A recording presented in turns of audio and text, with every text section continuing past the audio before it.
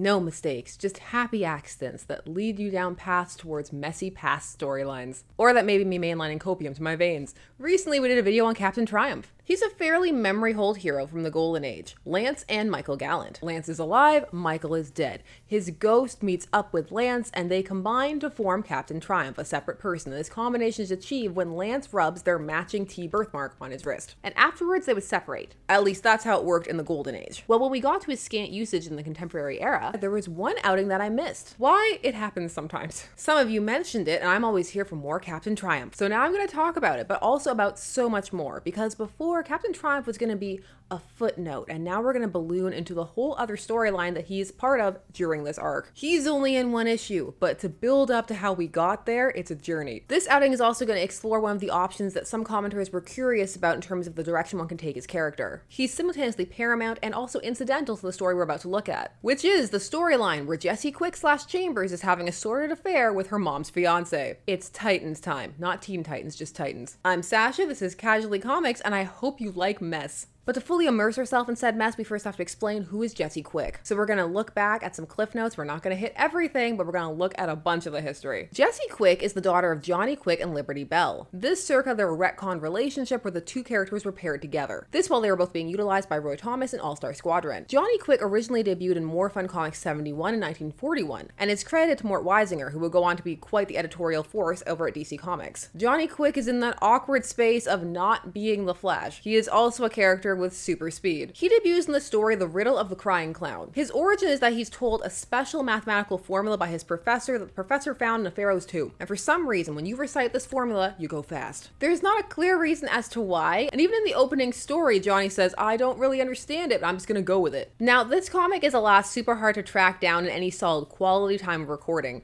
but I still wanted to share this panel of just how huge Johnny's forehead was. When it comes to issues being reprinted for More Fun, it tends to be characters that people are more familiar with, like Dr. Fate, Green Arrow, Aquaman. While Johnny Quick was used regularly during the Golden Age, he didn't make the transfer over to the Silver and reappears decades later in the Bronze. As for Liberty Bell, we're looking at Libby Lawrence, who debuts in Boy Commandos #1 in 1942, in the story Fourth Story, written by Don Cameron with art by Chuck Winter. Libby gets her powers from the Liberty Bell. When it's rung, fills her with strength. Her powers are originally explained thusly. Then a strange thing happens, for as the old man's hand reverently strokes the bell that pealed forth the first glad tidings of a new nation's independence, why, the little bell is echoing the big one, and a strange tingle is going all through me. I feel different, stronger, braver. There is a scientific explanation for this seeming miracle. Every metal has its own wavelength to which similar metals respond, as a piano wire vibrates to its own tone pitch coming from any other source. But can it be that there is also a deeper mystical vibration involved here? That fate, having prepared Libby Bell Lawrence physically and mentally for great deeds, and having hardened her in the flame of danger, is guiding her toward a destiny greater than her brightest dreams? Libby wears this little miniature Liberty Bell on her, and also don't question the science. Vibrations. If DC Comics has taught me anything, it's that you can vibrate anywhere. You can vibrate yourself into another dimension. She's very passionate about the war effort as her father was killed in a bombing. She also has a love interest, and they have a very rocky relationship from the start, where she's convinced that he's a coward who won't fight and she wants nothing to do with him. It turns out he's actually an intelligence officer and spy, and he couldn't jeopardize his position. But before that, poor Libby, you'll need someone to look after you now. If you'll let me. Go away! I hate cowards. Don't ever speak to me again. Perhaps I was too hard on him. Perhaps there's a good reason why he isn't fighting. But no. How can there be? Now, as mentioned, it's years later that Roy Thomas pairs these characters together. You see them get married in All-Star Squadron #50, and that's in 1985, so tying into Crisis on Infinite Earths. They also downgrade Libby's love interest, whose name was Rick Cannon, Lieutenant Rick Cannon, then later Captain Rick Cannon. Is Captain Rick Cannon a detail too? Far as I could tell, out in California, he had a real thing for Liberty Bell. But he and Libby Lawrence were never more than very good friends, and that's what I hope will remain. And we've got a deal. No jealousy, right? Right. Notice she said him and Libby Lawrence were good friends, not him and Liberty Bell. She's leaving herself some wiggle room. Now, Jessie's introduced later still in Justice Society of America #1 in 1992. This was the era of the JSA where they had just returned to active duty. They had been trapped in another dimension for a bit, and that's also why they were younger and able to still be active. She's not named at first, but you just see her hanging around the heroes, observing them, and she's clearly really interested in them, and she also has super speed. But by issue 3 of that series, they're catching up with Johnny Quick, who now has a company called Quick Start, and he's turned his his speed mantra into a kind of lifestyle guru type enterprise. And we learned that his marriage to Libby, it didn't work out. And that they have a daughter named Jessie. And Jessie's great. She's in graduate school now, doing research on, get this, the impact of superheroes on society. What about Libby? Is she still the cutest bell ringer in tights? We broke up, sort of drifted apart as I started my company. I think she was sort of embarrassed by the whole thing. Hey, it's all okay now. I'm dating a woman half my age. Libby and I get along well enough when we have to, around Jessie.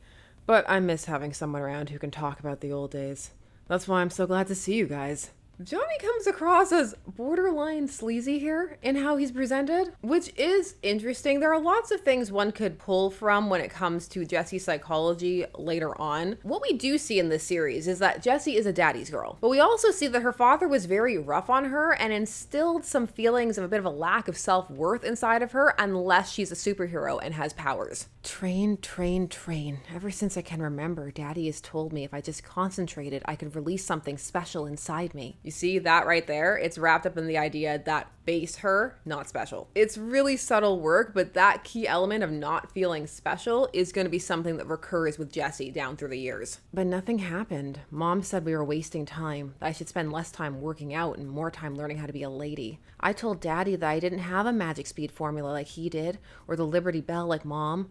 Dad said that I really didn't need anything but myself. They were both just crutches, ways of releasing the power of a metagene. Easy for him to say. He was a millionaire fitness guru. I was just a teenager. It's really interesting that her thought balloon says her mom wanted her to be more a lady, but what we actually see is that her father's obsession is getting her hurt. She's being injured. We also see that the divorce is very bitter. And while Johnny says that they were getting along in front of her, that's not how she remembers it at all. She remembers being torn between the two. She feels used as a pawn, but at that moment, she was able to activate the formula. He's also the one who pushes her to go and actually meet the JSA, which leads to her becoming a hero, which is something that he wanted. Now, after she becomes a costumed crime fighter, she does eventually make her way over to the Titans, but not right away. There are some bumps before we get there. Not only does her father die, saving her, which adds a whole other layer to things, but also, while her and Wally's meeting is very cordial at the start, even flirtatious, later there's a tension introduced. In the Flash comics under Mark Waid, she's brought in by Wally alongside a bunch of other speedsters to try and train Bart Allen, Impulse, because him and Wally just cannot get along. And Wally does something incredibly shady here. He offers the mantle of the Flash to Jessie,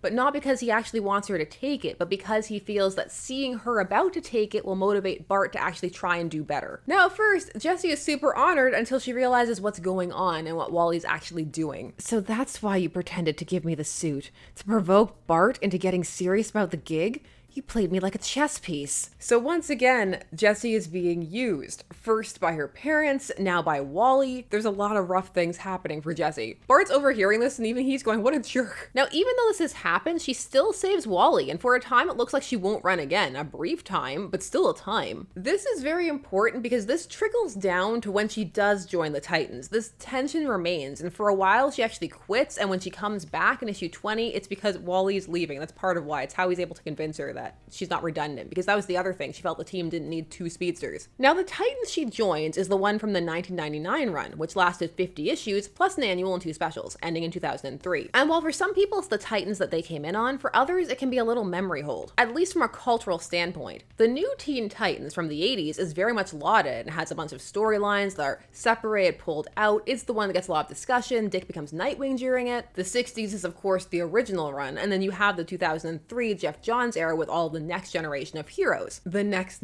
because Titans also had a bunch of next generation heroes, but not quite in the same way that it's remembered as in 2003. This one can get a little lost. It's also not as collected as the others, which helps with that feeling, time of recording. Now, this era of Titans was heavy on the emotional drama, a lot of it. This was also the era with Golden Cyborg, completely Golden Cyborg. Who else remembers that? The amount of drama the team had, and the Teen Titans always had drama, but during this run, it was to the point where the team could barely function at points. While there are some sweet moments too, and a lot of Leanne, it's also so much drama. This team also disbands violently with the death of Donna Troy and Omen, killed by the rogue Superman robot. But what about Jessie? So Jessie flits in and out of this run. But what we need specifically is for after she's rejoined in issue 20. And the storyline we're looking for starts in issue 26. The story is nothing personal, just business, which in this series was a flat lie. It's all personal. It's by Jay Faerber, has pencils by Paul Pelletier, inks by La Rosa, colors Gregory Wright. Faerber had taken over over the series from Devin Grayson at issue 21 after having co-written a few issues. And he would be on the book for a year and a half. Now, in the personal subplot, one of them of this issue is that Jessie has to go meet her mom's fiancé. And by this point in this series, they had already built up to the idea that her and her mom did not have the best relationship, which had been seen in other books, but not to the same degree. Here, her mom is presented as extremely judgmental and mean, and we see that in issue 21. Gosh, you made your father look fat. I tried to tell him, but there was just no getting through to him. Mom! Libby. Much better. Mwah. So I hear that Cheshire woman is finally going on trial. It sure took you kids long enough to catch her. Back when your father and I, God rest his soul, were in the superhero game, we didn't let some two-bit terrorists make us look like fools. Libby, is this going to be another of your standard visits? Because if it is, we've already completed the part where you berate me for being a Titan, which leaves us free to move on to the part where you criticize how I'm running Daddy's company, and then we can end with you pestering me about the way I wear my hair. Now, this does not entirely match past depictions of the relationship, which is shown as distant and cold, and her mom is certainly disapproving of the fact that she's a superhero, but it appears to come more from a place of fear rather than here where it seems more to come from a place of hostility and judgment. We see that coldness at Jessie's father's funeral, and we see there that Libby is convinced that that's what that kind of life leads to, death and being forgotten. This issue in this series presents more overbearing, emotionally abusive mother. It's in issue 21 that she does tell Jessie that she's getting married, and it's in 26 that we get to meet him, and Jessie brings Nightwing along as a fake date, and she doesn't even have to ask. He volunteers. Like, woo, fan fiction tropes, I'm in. I could come along and be your pretend boyfriend. It'll give your mom one less thing to nag you about, right? You do that for me? Sure. How bad could it be? That is so sweet of you. Let's hope you're not sorry you asked that question. I owe you big time. Now, the reveal of this mysterious fiancé, it's played as a joke because he is several decades younger than her. He's much closer to being around Jessie's age. Oh, that's all right. I don't get out much, so I'll take what I can get. So apparently does my daughter. Mother! Oh, relax, Jessie. It was just a joke. You're so uptight, honey. And didn't you have time to find a better dress? That one makes your hips look huge. Joke's on Jessie's mom. I'm always looking for dresses that make my hips look huge. The more Pixar mom build you can have in your life, the better. But those aren't the beauty standards that are at play in 2002. I'm sorry, that seat's taken. Dick, that's Philip. My fiancé. Dick's laughing. Everyone is fairly unlikable in this arc. Libby is mean and belittles her daughter constantly. The story is making fun of Libby's age by treating the relationship as a joke, and it's also not fleshed out in the slightest. It's even having people in-universe laugh at it. It just made me note that Johnny Quick's relationship with a woman half his age wasn't treated the same way. It was not the same type of mockery as this is getting. What this is, though, is highly entertaining for those who are in the mood for some emotional conflict drama in a kind of telenovela soap opera style. Because the events that are happening by themselves, they're fairly interesting and intriguing and give one things to ponder. The only thing is that overall, they don't have the much connective tissue in between them, tying them to the universe in which they're taking place. These are all things that could happen, but they're just being attached to characters, not necessarily characters who you would assume they would go with, or if they are, they're not being fleshed out. So it's more a series of shocking events. There's a lot to be explored here, but these stories don't really explore it, they just present it, and that's what's meant to hook one, that juicy drama. And for some, it's really gonna work, and for others, it may be off-putting or even unpleasant. Mother, a word please. What are you doing? This guy's barely my age, and you're gonna marry him? Are you out of your mind? You don't even know Philip. What gives you the right to judge him, or to judge me for that matter? She doesn't know Philip. I don't know Philip. He just showed up. Also, we're never really gonna get to know Philip. He's gonna show up 3 times in total, and the second 2 he's gonna be dead. R.I.P. We don't see Philip again until issue 35 when, la gasp, he's been murdered. Almost the same creative team. We have Peter Grau on pencils this time, and Heroic Age alongside Gregory Wright on the colors. Philip is found dead in bed, his neck snapped. Because this is the DC universe and it loves a good neck snap. They found my mom's fiance dead and they're still looking for my mother. Where's Nightwing? He'll know what to do. His whole life is mess. Now Jessie is very upset by what's going on, and it seems like it's because her mom is a suspect because she has superpowers. It's her apartment, he's dead in it, and he's her fiance. And also when they listened to the ambulance call, it was her mom who called, but then she left, and that's suspicious. God, I'm a wreck. I didn't even like Philip. I don't know why I'm so broken up over this. Grief works in mysterious ways.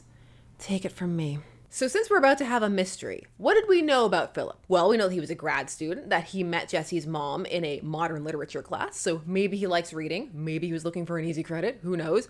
Based on what we're about to learn about him character-wise, probably the latter. Now, as this investigation continues, we learn that Libby was convinced that she'd found out that Philip was cheating on her. That's just great. You're my teammates. I need your help with this. And all you can come up with is theories on how easy it'd be for my mom to have done this? Someone had to say it, Jesse. It's only logical. Now just calm down. If you're going to be flying off the handle, we can't help you. Uncool Nightwing. Emotional outbursts that disrupt meetings. That's what this run is about. Now, as a group, the team go to investigate Philip's apartment. And when they get there, they run into Libby, who's also investigating. She's convinced that it's Philip's lover who must have killed him. So if they find the lover, they'll find the murderer. Nightwing's all for this. The more messy, the better for Nightwing. And it's then that we get a truly dramatic and out of nowhere reveal. I said no. That's the wrong track. Philip's lover didn't kill him. And just how did you reach that conclusion? Because I was Philip's lover. It is very shocking. It is the kind of thing where you have to come back next month. How? What? Why? When? Especially because this issue, they went the whole... I didn't even like him. Although, that's not really a stopping point for a relationship, especially a purely physical one for some people. Now, while this is truly a page-turner moment, it also comes out of nowhere and has zero lead-up, and the stakes are purely in the societal taboo it evokes. It's not even particularly in character for Jessie. It's something that could have been worked into her character, especially with her low sense of self-worth and wanting to feel special and needed, but that work is not done. It's a thing that's happening, an interesting one, but ultimately ungrounded, so it loses some potential weight as a result. Issue 36 is the conclusion of our whodunit. Same creative team, let's go. Also, this story is called Generation Gap. While it could be talking about the actual gap between the generations, it could also be a bit of a dig at the age difference. I'm only thinking that way because this run has already made fun of it. Jessie Quick wants to say something, anything, to break the maddening silence. This morning, her mother's fiancé, Philip Geyer, was murdered in her mother's own bed. Liberty Bell had already known that Philip was having an affair.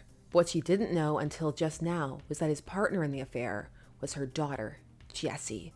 Mom? I posted these panels and people ran to double check that Philip wasn't her dad. Listen, by 2002, no, we're not in Comics Code territory anymore, but there are still lines. So this issue we're looking at, okay, it's not Libby, it's not Jessie, so who killed Philip? And we're going to have to conjure up some suspects because there's really nothing known about him. So this issue, we're going to materialize those suspects. Libby had spent an evening with Johnny Law, her friend from the All-Star Squadron days. He was the tarantula. They were just hanging out. So Nightwing's on the case, son of the world's greatest detective and all, and he goes to track down Johnny Law and ask if he thinks there's any suspects. Johnny Law puts forth Baron Blitzkrieg.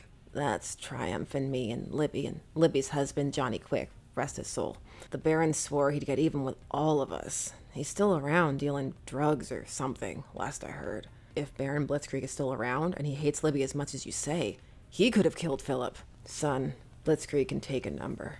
In her time as leader of the All-Star Squadron, Libby made more enemies than I can count. Now, what's interesting about that photo that Johnny Law produced is that Captain Triumph is even in it. If you were here for the Captain Triumph video, you'll already know why. If not, then it's because Captain Triumph never actually made it onto the All-Star Squadron. Not canonically, anyway. They're retconning him in. Roy Thomas had wanted to use him and even put him on the cover of issue number 1, but he never actually made it into the book. And that's why he's such a safe choice for what's about to happen. He's a character who, while he does have an actual fairly established history, hadn't been used in the contemporary era really. And that history was all the way back in the Golden Age, and chances of people recalling it or being able to pull from it or having a strong passionate attachment to the character were less likely. And when characters are in that space, sometimes people feel that they're more fair game for just changing up or playing with. Mileage varies. And so it is that Lance Gallant is calling Libby, saying he knows who killed Philip. Now the comic actually has to stop and take the time to explain what Captain Triumph's deal is, because again, as just mentioned, there is a strong chance that some people might not know. Soon, in an Upper West Side apartment building, Lance has one of the more interesting superhero origins. He claims he's haunted by the ghost of his dead twin brother Michael, and that Michael gives him superpowers when he touches his T-shaped birthmark. Well, that's colorful. You see the bolding on interesting. That's bless your heart level coding. So the story is about to go the route that some commenters did feel would be interesting. And that is the question of, what if Lance was insane? Was he actually seeing his brother Michael? In the original stories, most of the time, other people couldn't see Michael. Although in the original Golden Age stories, it was also clearly established that he was there. But some felt, based on that setup, there's a whole potential of playing with the what if Lance is unstable? What if seeing his brother die like that, it unhinged him? And while he does have these superpowers and he does go out and save people, the whole Michael element isn't really a thing. We're about to see that quasi-played with maybe here. It's a bit of a question. When they get to Lance, he claims he knows who killed Philip. It was his brother, Michael. That over time, Michael has learned how to force his way over into Lance's body and take him over. It's presented almost as a potential dissociative thing because he switches mid-conversation with them. Oh no, he's coming, I can feel him. Libby, please get away, you must. There, brother dear. Everything's all right. Mikey's here, and you've gotta pay. Me? The fight between him and Jesse is pretty intense because he goes invisible, but he is taken down by Nightwing, and so that means that's time for a Scooby Gang type of explanation. Lance was out with Johnny and Libby at dinner, although unless this was a separate dinner, Libby didn't mention that Lance was there before, and that was a key clue that was given to Nightwing that started his search. I guess she just likes Johnny better than Lance, maybe. Gotta have dinner with him 2 nights in a row. But the timeline is a little wonky. It comes across like the same dinner, just based on when Philip is then killed. Hopefully it's a different night, because again, this is 1 issue's worth of stuff. Now, Lance felt it was awful that Libby was being cheated on, so he started tailing Philip in his invisible form. And that's when he saw it. The affair. We can't keep doing this, Philip. I don't feel right. Relax. It's like we said, nothing personal, right? It's just recreation. We're never gonna get a full explanation for how this started, so imagine. DC is gonna go all in on some of the sordid details, but not all of them. And I wanted them all. This is the most Philip character development we're gonna get. Tell ya, Jerry, I get 2 superheroes for the price of 1. You gotta get on this program, man. One hand washes the other, Jer. Libby gets to be seen with a hot young guy, and I get to be taken care of first class all the way. The more he talked, the madder I became. I figure the marriage will be good for a year or so, then we'll divorce and I'll get myself a nice settlement. Unless she wants the embarrassment of the truth getting out. And that's when Lance, or Michael, or both, joined the DC Neck Snap Club. I won't go to jail for this, will I? It was my brother's fault. He did it. That panel of Libby breaking down is a really strong one, and this really is a devastating story for her. She loses her fiance, who was already cheating on her, didn't actually love her, and it's been confirmed now from multiple sources. Also, the person he was cheating on her with was her own daughter, and also she's lost a friend because now Lance is going to be locked up. And based on information she didn't share, they were friendly enough to be hanging out and having dinners and catching up. It's not a great issue to be Libby or Captain Triumph, because it said that he's going to be taken away for intense psychological study, and that's where he's left over until later canons in Rebirth, where they bring back an entirely kind of different version. But we still have the fallout, where we're gonna see Jessie try and blame this on her mom. Listen, you need to know something. Just let me say this, and then I'll leave you alone. I didn't love Philip. I didn't even particularly like him. He was just there. He came on strong, and I went along. And that's your excuse? That he asked for it? Didn't it occur to you that he was previously engaged? Forget that it was to me. Didn't you think it would be wrong in any case? I suppose I could thank you for revealing Philip's true nature to me, despite the terrible cost. It's like growing up, Daddy was always pushing me to be a superhero, and you were always pushing me to be anything but. And then after the divorce, I spent so much time with Daddy, and he taught me a lot about being a hero, and well, you weren't around to teach me how to be anything else. And now I split my time between being a Titan and running Daddy's company with no time to learn how to... Wait a second. Are you blaming me for all this? That I was a bad mother? That I somehow deserved this? Maybe it was your father who did the lousy job after all. He was raising you to be a superhero. Last I heard, superheroes were supposed to know the difference between right and wrong and took responsibility for their actions. It's not that, Libby. It's an excuse, Jessie. One I won't hear or accept. It may have worked when you were a teen, but you're a woman now. And you may be a woman, Jessie Quick, but in your mother's eyes at least, you're certainly no Titan. That whole speech is devastating. Everything about that. Also, the end. Yay. Well, I think we can all agree that clearly the murderer should have been Rick Cannon if we were looking for a deep cut. But in all seriousness, this end speech, it's really powerful and it's really interesting from a psychological character study standpoint. And it is bringing up a lot of things about Jessie that were seeded earlier in terms of her character, just in terms of how she feels about certain things. Now, that manifesting as an affair with Philip is questionable, but the work around her conflicting feelings and relationship with her parents and her responsibilities, that part is very strong. It's just none of that is shown or referenced in this story, so without a long knowledge of her overall backstory, it could fall more flat. Or even just this Titans run. And in terms of this story, as a small self-contained two-parter, it has a lot going for it, especially in the emotional suspense drama. Less so in the mystery one because it doesn't play fair, because it doesn't present a mystery fans can really solve. It makes it more just about following along the journey and getting to that reveal point than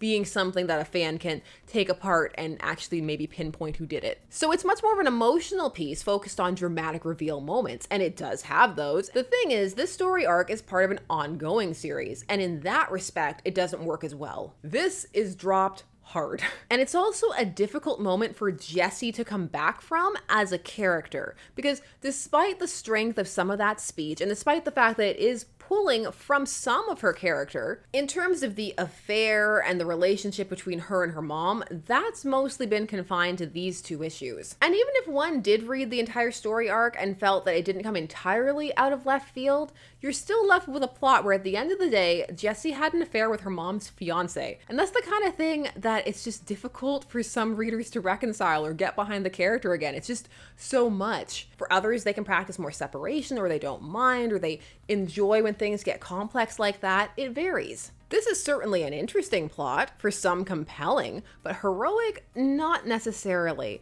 And it's the kind of thing that can alter how some view a character. And in terms of the way her feelings manifested, it's not entirely in line with how she's been portrayed before. And so for some, it may feel like a character departure. A lot of this plot comes out of nowhere in order to facilitate the surprising reveals. And so because of that, you don't have a buildup of seeing her being taken in by Philip or any of those things, which would have helped the story go down better for her character, but then wouldn't have had the same gasp moments because one would have seen it coming. Although you could have built up a different type of tension that way. A lot of this is riding on the audience being drawn into this type of storyline. And for those who are, it'll be a fun story, but it could also be viewed as fairly unpleasant. A lot of the times the characters don't come across as likable, past depictions can be twisted to suit this plot purpose, and at the end of the day, it doesn't go anywhere. Now from a Captain Triumph perspective, which is what got us here, it is another in the line of modern darkenings of the original concept. Now for those who wonder what it would look like if he was potentially just crazy, because one is, it's not clear, maybe they gotta do some intense psychological study. This provides that, although it doesn't have the full depth and weight that it could have, because for many, the question is, who's Captain Triumph? And so the fact that this is actually a character with a long history who's just kind of being tossed away may be lost. And again, for others, it may not matter, even if they are aware of that. They may think that this is an interesting thing to do with him. What else are they gonna do with Lance Gallant? There aren't many ways to play with him. Plus, he's in the public domain, so I'd love to hear what you think. For me, it made me long for happy, well-adjusted Captain Triumph more than ever. There's something truly unique to be mined there. We've seen all the dark ones. Let's go for a reconstructive take. We can go for something heartwarming, a la Harvey. However, again, it does make sense to use a character like him for this. He's from Libby's era, and he can be taken out of play without disrupting the status quo, and his power stuff lends itself to some intriguing fights. For this arc, the question for some may be, does the emotional drama pay off in terms of the impact that it leaves in its wake? Was it worth it? Was it fun? Did you enjoy it? Did it have a negative impact on the characters long term? Was it something tawdry for the moment that in the long run doesn't really bear the test of time? Now, Jessie and her mom do make up. It's in JSA 81, which I remember because the shade's in that issue. He shows up randomly mid-fight to tell Stargirl her dad's dead. He drops down to her eye level to do it. Respect. I also just like how he's drawn with the kind of shadows coming off his hair. They don't go into detail in that issue about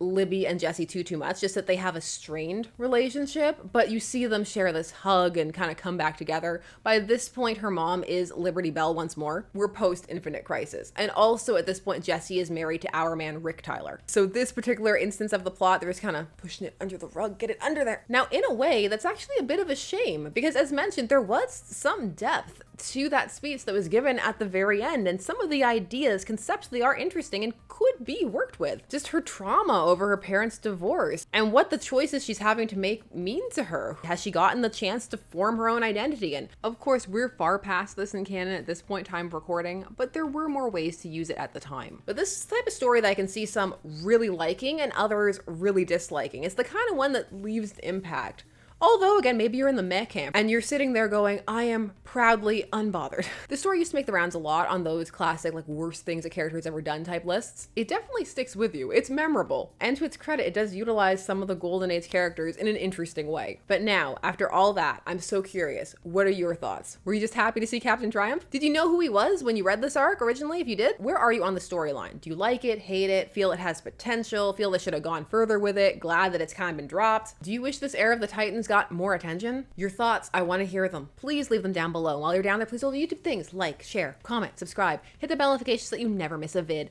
Thanks so much for taking some time to spend discussing comics with me. Thanks so much for the people who shouted out the specific issue 36 that Lance was in. I truly appreciate it. As always, there'll be more videos coming soon, and I'll see you all there. Bye-bye.